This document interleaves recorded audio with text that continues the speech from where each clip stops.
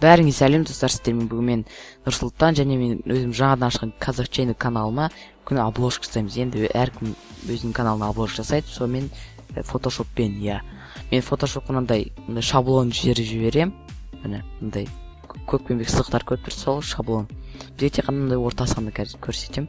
Керек, бізге орта санды керек, бір слой создать етеміз. Сосын мына жерде мен градиент дегенді аламын. Сосын радуган, сосын бүйтіп бір мындай сызық қыламын қазір. Менде мынандай болды. Және мынау прямоугольный область дегенді аламын да, былай. Мына мен бүйтіп түзу қылып жақайсың. Осылай жасаймын. Бізге қазір размытие по гауссу. Окей. Енді мына область аламыз. Фильтр, размытие по гауссу. Бізге тек ортаңғы бөлік қана керек. Біздің выделение, отменить выделение басамыз. Бізден тек қана выделение бөліктері жоқ болып кетеді. Сосын келесі кезекте біз ең басты текст жазамыз. Кез келген шрифт таңдаңыздар, мен импакт таңдаймын және размерін, сосын былай жазамыз. Мысалы менің каналым Казах Channel.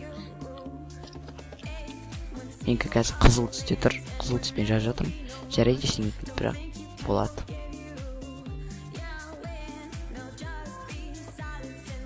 Міне қатты жалпақ болып келмейсіз. Міне Казах Channel. Енді бұны біз кішкене сәндейміз. Мен фотошоп қатты күшті білем деп айта алмаймын, бірақ білетіндер өздері жасап болады. Мысалы, міне былай басамыз жаңағы, екі рет мына жерге басамыз. Сосын мына жер бізден андай оның свойства емес, оның стилі шығып кетеді. Қалай жасау керек, қандай стилі қою керек екен. Мен обводкадан ұстаймын. Обводка бізден андай қап-қара түс болады. Бұл кішкентай қап-қараларды көрсетіп тұрады. Егер бұны алып тастасақ, мынандай болып қалады. Қоссақ, мынандай болады. Міне шетінде тұратын сызық.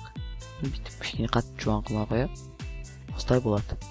Бұны қандай түс? Оны кез келген түс болады. Сонымен ақ түске қосам болады. Ақ түс. Және тесінен бассақ, онда біздің кішкене қарауытады. Мұнда шеттері қара болады. Қараңыздар. Жоқ, бұлай емес.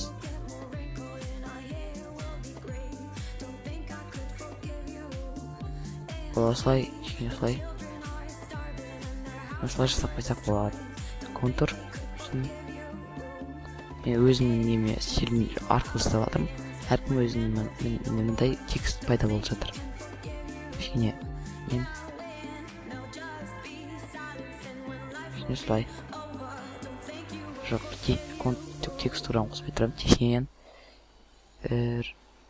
осылай, мінекей, дәл осылай болады. Мен жазуым осындай. Енді текстураны қосамыз. Мына жерде мен мынандай таңдаймын. Кішкене бұдыр. Бізде текст пайда болады. Сосын теңді қосып қояйық кішкене.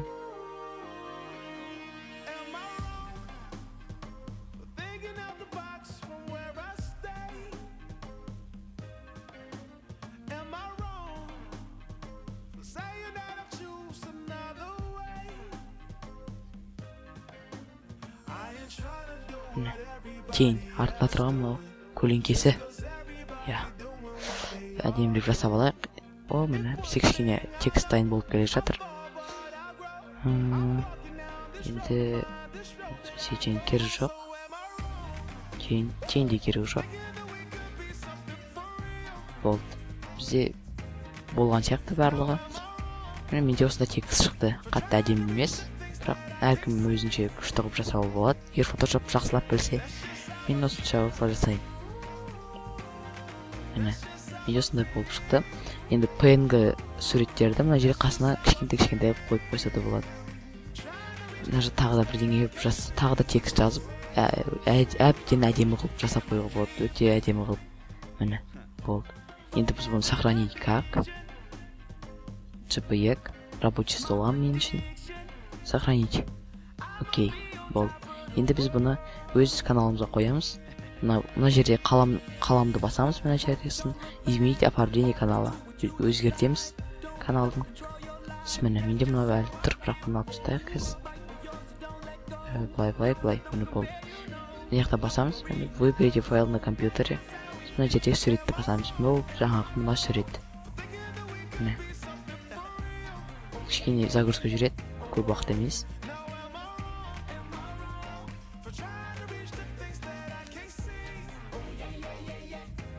Міне болды.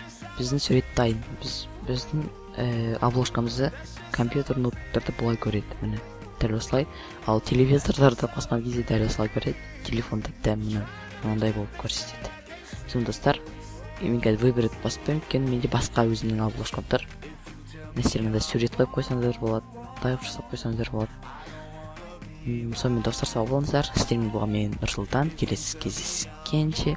Айтпақшы, бұл мен енді жаңадан ашқан каналым. Көп болған жоқ, осы каналға қазір дәл түсіп жатқан видеоны салам міндетті түрде. Міне, мен дәл осылай кішкене оформление жасап қойдым. Әлі трейлер ештеңе қосқан жоқпын, бірақ жақын ара уақытта қосатын боламын. Сау болыңыздар. Сіздермен болған Нұрсұлтан.